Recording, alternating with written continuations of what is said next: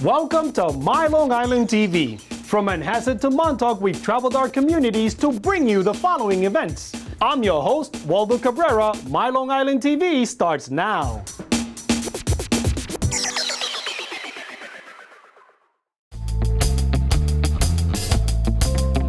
So this is the second edition of Cold Spring Harbor Laboratories Cocktails and Chromosomes, which is basically, it's a science cafe where we're doing a fun, short science talk in a bar, local bar in Huntington. It's a way to be able to go out into our local communities and have fun and talk about science at the same time. In fact, the only real advances in the last 10 or 15 years, I would say, in neuropsychiatry have come from a totally different kind of treatment, which is deep brain stimulation, which I could get back to you. These types of science cafes happen in a lot of cities and towns around the country and around the world, actually. There's all different versions of it. There's a bunch in Brooklyn, Chicago, Los Angeles, San Francisco, London, Cambridge. You know, it's really a phenomenon that's been growing a lot. A lot of discovery and a lot of interesting conversations and important conversations happen over a beer. You know, in social environments. So it's important, I think, for ordinary people to see that that's sort of what science is. It's also important for Cold Spring Harbor Laboratory to be out here to let everybody know what they're doing there. But my experience is that for whatever reason, talking about the brain seems to draw people out. Tony was up here talking tonight, knowing and practicing talking to a lay audience. This is a very different kind of talk as they would have given at a scientific conference, or if you were publishing a paper or doing a poster session or something like that. And it helps, I think, it helps the scientists as well to be able to communicate what they're doing to a lay audience and not just their science peers. Somebody figured out that you could take a protein from algae in the sea, and you could take that protein and put it into neurons.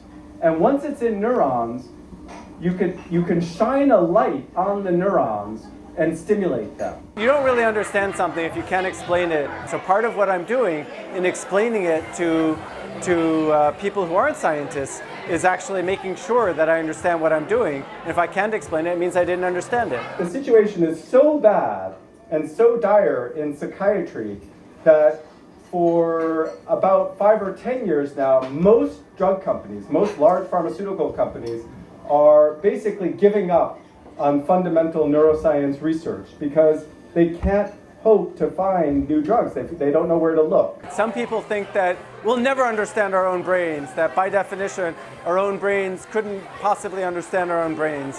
I don't really believe that to be true. I think that we're actually on the brink of really understanding a whole bunch of things that we didn't understand until even 5 years ago. It's an incredibly exciting time in neuroscience. And how many other chemicals are part of that overall picture? My favorite part of giving a seminar is the back and forth with the audience, and to figure out, like, I like a conversation much more than I like a lecture. When I was a student, I fell asleep during lectures.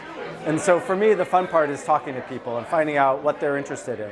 Identifying the right population of neurons, it opens up the possibility that we will be able to target that population of neurons and achieve sort of much greater efficacy without the usual problem, the usual side effects. He was very interesting. Basically what he was talking about, what causes depression.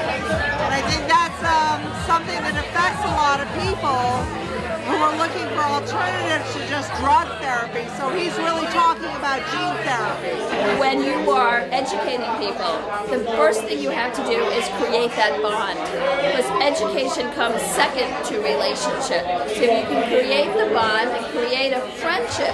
Secondarily, then you create trust. And when you have trust, you have learning. I think it's fabulous that the laboratory is realizing that people get a little scared of scientists. So how wonderful to put them in a comfortable setting like we are here today in downtown Huntington, enjoying a beer with a scientist.